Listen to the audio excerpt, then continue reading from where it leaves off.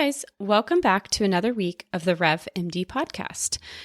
This week, we're going to talk about administration fees or admin fees and everything there is to know since this tends to be a trend we're seeing where there are cash fees that practices are starting to charge patients for special access. And so we're going to talk a little bit about the different types of admin fees and different types of cash pay stuff that gets added on to an insurance practice.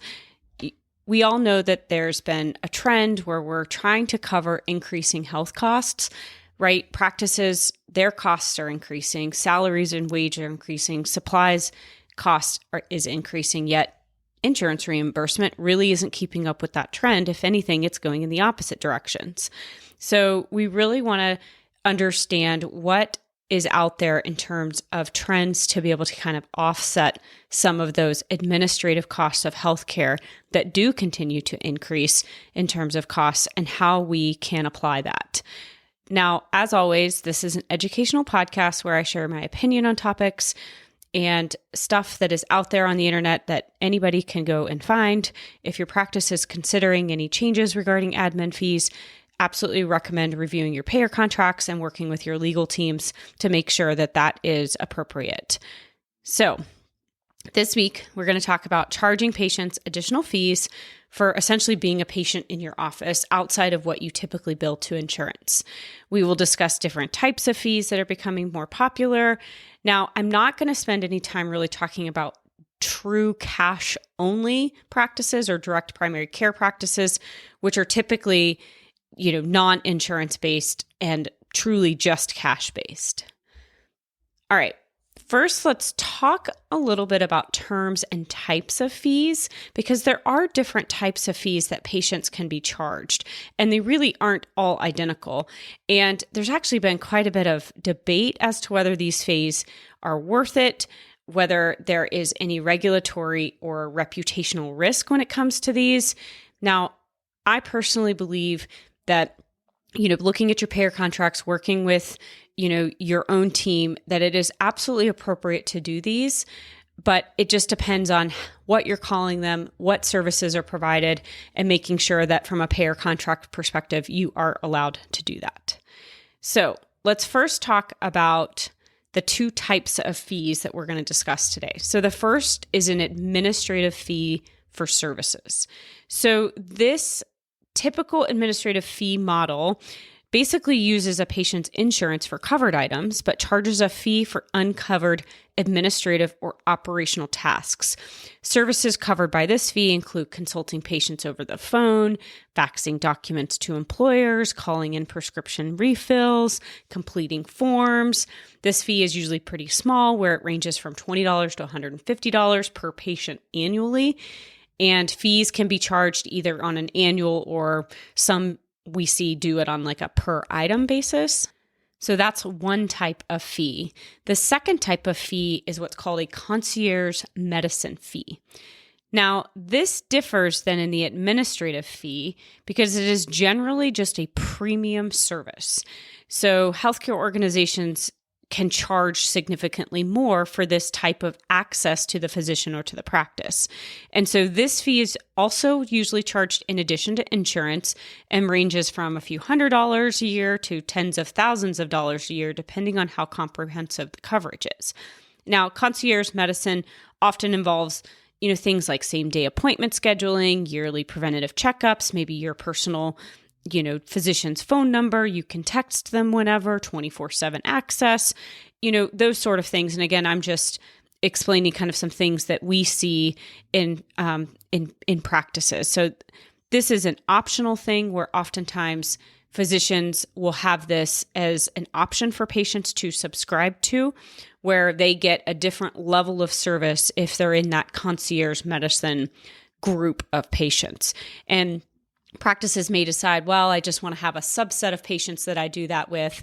And again, they're still charging their insurance for the visits and labs and whatever else. You just kind of have this above access to the practice or to the healthcare team. So like I mentioned, I'm not really going to talk about direct cash only pay practices where they're not billing insurance coverage at all. Those are also increasing in volume. And I've seen, success with that, and, to each their own in terms of if that makes sense for your subspecialty, your area, all of those things. Now, there is a difference between charging patients these admin fees and these kind of concierge medical practice fees. So again, like I said, those concierge medicine fees are kind of these like boutique or retainer or VIP services. And, this can be, like I said, thousands of dollars a month, but patients do have better access to the physicians. We all know that, it's getting harder and harder for physicians and providers to spend as much time as we would all like, right? Gone are the days where you can just sit and chat with your patients and spend an hour with them. And so this is another one of those ways where you can have, again, that additional access to things like same or next day appointments, telephone physician advice, review of test labs and tests at a more comprehensive level, preventative service and counseling, or even house calls, certain guaranteed response times in terms of a callback, or certain monitoring of referrals and prescription requests, or email access, text message access. I mean, all of these sort of things can all be part of that concierge medicine services. And again, many of these things are things that a practice can't really offer to everyone in a pure insurance model, especially in a busy practice, because there just really isn't enough time and care team members to be able to provide that. So this is just one option where you kind of carve out that additional level of service for a fee. Now, you're always going to have those patients, right, that are upset that that's what it takes to get that level of access, right? Some people just believe that, that should be their right for a doctor at all. And, I think when we all went to medical school, there was probably this vision, especially for folks who, maybe went into those patient care focused areas where you thought, gosh, maybe I could have that level of relationship with the patients. Maybe I could have that level of service. And obviously with the insurance and the way medicine is today, that's just not always available to everybody. So we're going to talk a little bit about some of the pros and cons to these, and then some potential risks that are out there with regards to charging these fees. Again, it's really important for you to read your payer contracts, understand what you are able to charge for and what you really can't charge extra for. That's part of the insurance coverage. So let's first talk about the pros, right? Benefits of charging these type of fees. Obviously, we all have seen, healthcare more and more, increasing costs, right? So we see that, whether it's supplies or staff pay, that there's increasing cost in order to provide care for patients. And data actually indicates that physicians spend nearly twice as much time on administrative tasks as opposed to seeing patients these days. So the advantage of some of these administrative fees is that a physician or, a healthcare organization or a practice can actually be paid for that time performing services, whether it's forms, like I mentioned, that they can actually provide those in an efficient manner, but also be able to get some level of reimbursement for it. Now, some of the risks of charging these fees, obviously charging fees can present some legal and reputational risks, right? So if a fee doesn't offer value to the patient, the insurance company or a regulator may determine that a practice is charging services already covered by insurance. Now, federal law does strictly prohibit billing for services already covered and imposes really good expensive fines for those in violation. So health insurance contracts usually have clauses to enforce this rule further. That's why it's important to look at your contracts. Now, reputation, this is very debatable. Personally, I find that if a physician wants to offer, have admin fees or concierge fees, that's up to them. And, you will always find your right group of people who want to pay for that. So even if somebody kind of has a snarky response or a negative response to whether or not you should be able to charging those fees, if you've decided to do that, to me, I feel like, well, that's just not the patient for us. That's just not the patient for our group, right? Like, you do you. So I personally don't think from a reputational standpoint, though there are things out there that really talk about, from a reputation, does that put it at jeopardy, or does that put certain patients, at an unfair advantage because they can't afford that? And, there's some of that stuff out there. But again, unfortunately, healthcare is expensive these days. And if you can offer that to a subset of patients and provide them a different level of service or cover some of those costs that you need to be able to run your practice, I think that's perfectly appropriate. And we do see some of our practices doing these sort of most of them are doing more of the concierge fees versus like a true admin fee, though I do see some of our practices charging like small amounts for certain forms, $10 here, $10 there. And those do add up, and it does help cover, admin costs for your staff when they are having to do all of that stuff that's not billable. Now, charging fees to Medicare and Medicaid patients gets a little tricky. And you can, if you're charging an admin fee, it can present some significant risks because the line between what is covered and then what it isn't covered is sort of fuzzy. So charging admin fees for Medicare patients varies depending on the Medicare provider, and we'll have stuff in their contract in regards to this. Medicaid also varies by state, and the majority of states actually do ban admin fees or no-show fees or all of that stuff for Medicaid patients. And many healthcare organizations exclude charging patients with insurance that have Medicare or Medicaid because they just don't want to deal with that sort of risk. So important to really understand your Medicare, Medicaid rules when it comes to these admin-y type fees. Now, if a practice does want to explore this, they really do need to consider a consultant or a per practice basis to set up guidelines based on each Medicare provider or Medicaid guidance. Now, many commercial payers, while they're opposed to physicians charging these types of fees, since many of the services for which doctors are charging is considered bundled into the CPT codes for payment of other services rendered to the patient, like an office visit or whatever. But it may be difficult for physicians to really discern which services are bundled and which of those are legitimately billable. And they should really, again, make sure that you're working with your payers to confirm which services are being denied, if you are getting denials for stuff that's non-covered, and then which of those are considered to be bundled so that you determine what you can charge back to patients. And again, that's kind of getting into things like denials that you've already billed to insurance. Now, non-covered admin services may be billed to the patient without implicating, any of the hold harmless clauses that are out there. Whereas billing for bundled services may be considered by some payers to be considered fraudulent or double billing. So you really have to understand, okay, what am I billing for? Is it considered not covered or is it considered bundled? Not covered services can be billed to patients. Bundled services cannot be separately billable to patients outside of, if you're billing to insurance already. So let's talk a little bit about how to operationalize this, right? Okay, so if you think about, you've decided, okay, I need to charge some fees. Then, your first kind of decision point is, am I charging admin fees, small amounts of dollars or small amount, for, forms or little things that you're having to do that aren't covered by insurance, but do take your practice's time versus am I charging concierge fees, which is, again, that higher level of services.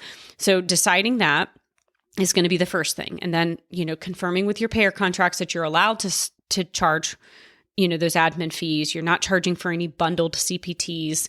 And for the concierge fees, again, checking with your payer contracts, making sure that's allowed. Okay, so once you've double checked your contract, you've decided, okay, these are the fees I'm going to charge. Now, how do you actually go about doing this? So obviously, patients need to be sent a letter notifying that you're implementing this sort of fee, right? So if you're doing admin fees, you got to let all your patients know, hey, we're starting this on this date. These are the fees that are going to be charged. And we're going to start, in 30 to 60 days, right? Sometime in the future. Now, you can really explain what items are going to be included, what items are going to be, part of your bundled service when you bill insurance, like really delineate, okay, these are the 5 things I'm going to charge for, or this is the concierge service I'm going to provide, and this is what you get. Now, the concierge service is obviously, a different, ball game, right? Because that you having to market and attract patients who want that level of service. And sometimes it's actually kind of nice if, we've seen practices do this where they send out surveys to the patients and they say, hey, what would you be willing to pay for X, Y, and Z services? Or what services are you missing that you'd be willing to pay for if we charged it as sort of this admin fee type thing? So again, you really have to make sure that patients are notified up front that they understand what's included, what's not included, that they understand that the health insurance plan is not going to cover this fee, right? They can't get, a piece of paper to submit to their insurance to get reimbursement, that the patient is truly the one paying for this. And they actually can't bill their insurance, carrier for this. And that, and this is the same if you charge no-show fees and, et cetera. Because again, all of that has to be explained to patients, signed as part of a, patient policy. You really just, again, want to have this very organized. I'm a big fan of having everything you do in your practice have a policy and procedure. So bottom line, right? We all know healthcare costs are increasing. Reimbursement is not increasing. If anything, it's decreasing. And this just really isn't sustainable.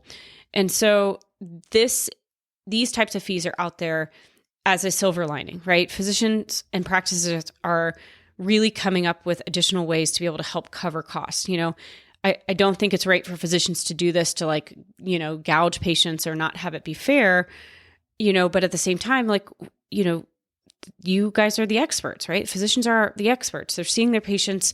And if there's a way to cover costs of whether it's certain administrative things or, certain concierge level of service that maybe you can only provide to certain patients and it's a small number of folks and you have that patient population that is able to afford it and wants that level of service, then go for it. I think it's just you have to kind of weigh through what's your subspecialty. Does this make sense? Do my patients need additional level of service, or is there a lot of admin service that we're not getting paid for? It's not covered. It's not bundled in our insurance pays. And how do we really just stay on top of the game? I mean, again, healthcare costs are increasing, salaries, wages, benefits, supplies, all the things. So now there are some states that really have policies that ban charging, certain surcharges to certain types of payers. So you do really want to make sure that you have looked at your state regulations, you've looked at your payer contracts, you've documented, what your policy and procedure is, you have patients signing that, and make sure that all of that is buttoned up while you do start kind of adding that into your practice. Again, different ways to do this. Huge fan of trying to get a consultant or somebody who really understands the rules around the payer contracts and this so that you make sure to implement it appropriately based on your state and just be really in compliant. So again, options are out there. We all recognize that it's time to get creative. Physicians do need to get creative. And this is just another mechanism to do that. Again, educational podcast for stuff out there based on what we're seeing in our practices and what we're seeing as kind of trends in the marketplace. If you guys are listening to this podcast, I would really appreciate it if you can go to RevMD on Apple Podcast and leave us a review. It helps us reach more physicians and healthcare providers, and that is what we're trying to do. Educate, educate, educate. We all want to make sure that we're getting the revenue we deserve for the treatment we're providing to patients, and think this is extremely critical for folks being able to stay independent and grow their practice as they would wish. And as always, we are a full service medical billing company. We do coding, audits, full service medical billing for practices. And if you guys are in need, reach out at info@nationalrevenueconsulting.com, and we would be excited to work with you. We've had many practices we've onboarded this year, some that we're discovering have a 37% undercoding situation going on, right? So lost revenue there. Or we've been able to increase their net collections based on managing denials appropriately, managing AR, and just staying organized. So hope you guys have a great weekend, and we'll talk to you soon. Bye.